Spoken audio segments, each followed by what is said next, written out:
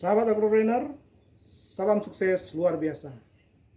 Ketemu lagi dengan saya, Mei Fernandagi, dan saya saat ini akan mempraktekkan uji kemampuan tanah dalam mengikat air atau uji kemampuan tanah dalam menahan air. Dan di dalam wadah ini saya sudah masukkan tanah yang dicampur dengan kompos, dan yang ini tanah yang tidak dicampur dengan kompos. Dan saya sudah siapkan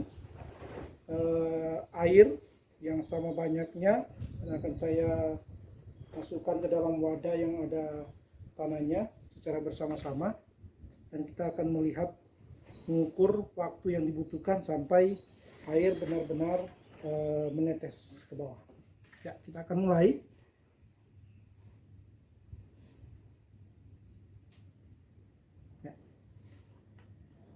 Saya akan menghidupkan waktu lebih dahulu dan akan menumpahkan secara bersama-sama. Ya.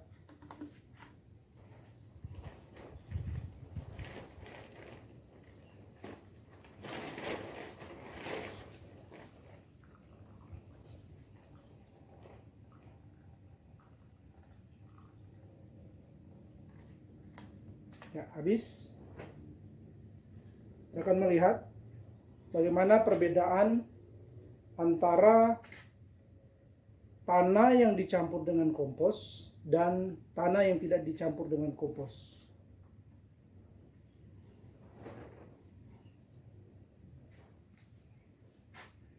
Saat ini kita sudah dapat melihat perbedaan. Bagaimana air yang mengalir atau yang menetes ke bawah dari tanah yang dicampur dengan kompos lebih cepat. Artinya rongga-rongga yang terjadi ketika ada kompos, rongga-rongga yang ada membuat air dapat meresap dengan baik. Sehingga walaupun kalau di lahan kita, walaupun kita ada di dalam cuaca yang ekstrim, cuaca penghujan, tanah yang kita tanami tidak akan mudah tergenang air, dan pertumbuhan tanaman tidak akan terpengaruh. Karena dengan adanya resapan yang cepat, artinya akar dari tanaman akan terhindar dari pembusukan, dan akar dari tanaman akan terhindar dari titik jenuh air. Ya, saat ini kita dapat perhatikan untuk yang tanah yang tidak dicampur dengan kompos menetes hanya sedikit demi sedikit.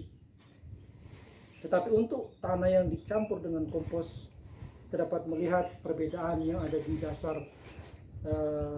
wadah ini, botol ini, sudah sangat jelas bagaimana air dapat mengalir dengan cepat,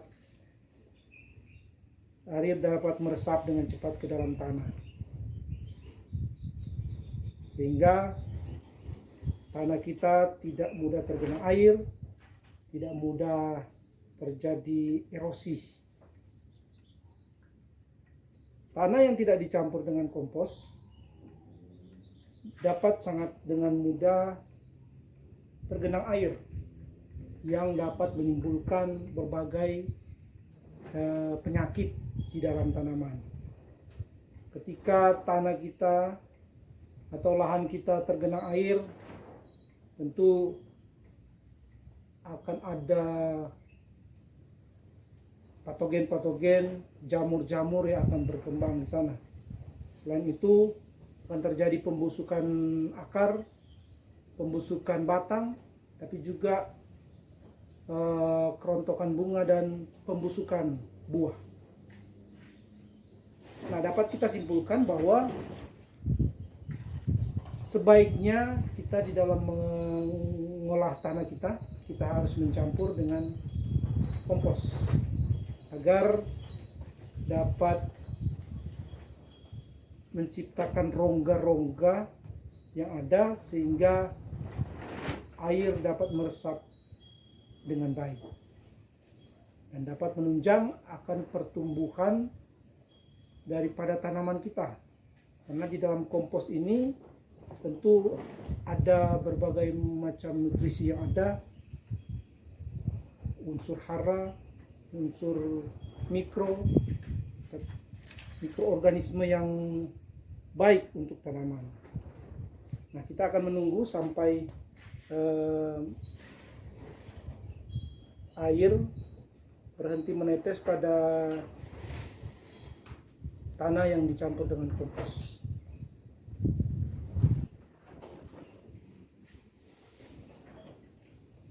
Dengan rongga-rongga yang ada,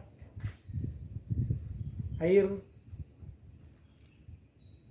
meresap dengan baik. Dapat kita lihat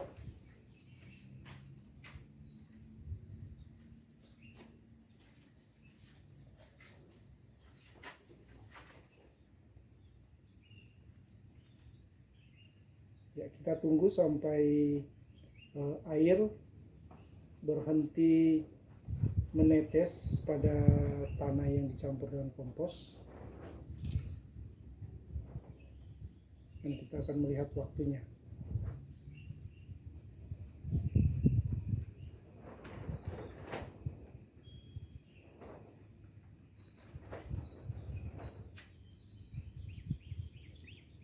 Kadangkala di dalam kita mengolah tanah kita seringkali menganggap remeh atau menganggap enteng dengan adanya kompos ini. Tetapi setelah kita melihat, kita uji, yang benar penggunaan kompos sangat baik di dalam lahan kita.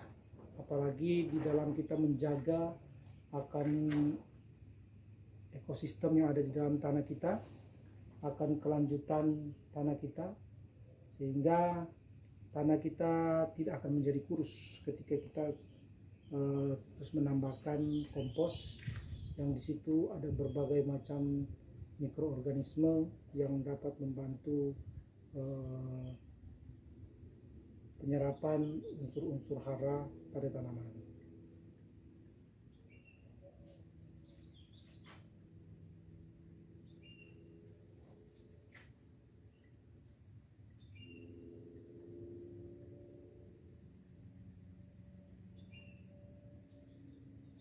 Seringkali para petani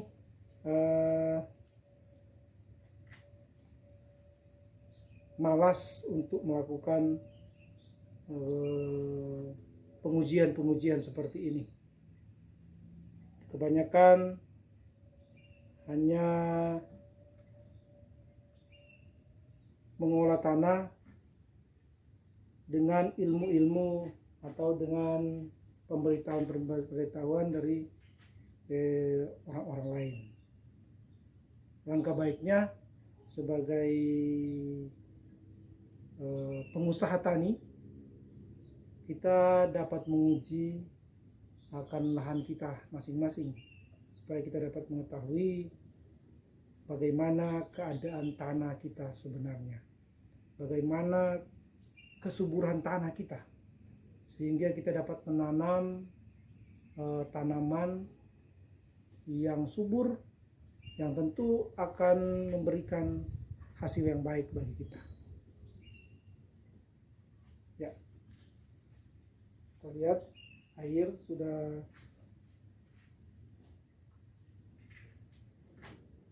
menetes secara perlahan.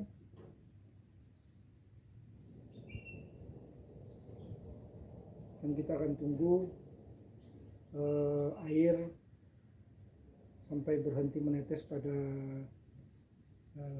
tanah kompos ini.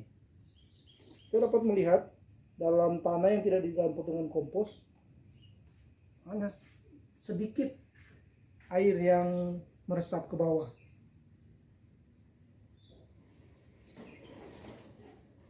tergenang di atas, yang tentu kalau pada lahan kita akan sangat merugikan kita apabila terjadi genangan-genangan seperti ini. Dapat merusak tanaman kita dan tentunya akan berdampak pada produktivitas tanaman kita. Kualitas dan kuantitas akan terpengaruh dengan genangan-genangan seperti ini. Oleh karena itu, ketika kita mengelola tanah kita dengan baik, kita membuat tanah kita menjadi subur, menjadi tanah yang dapat menyerap air dengan baik, maka tentu produksi kita baik kualitas dan kuantitas pasti akan lebih baik. Ya, mungkin sampai di situ kita dapat menghentikan waktu. Ya.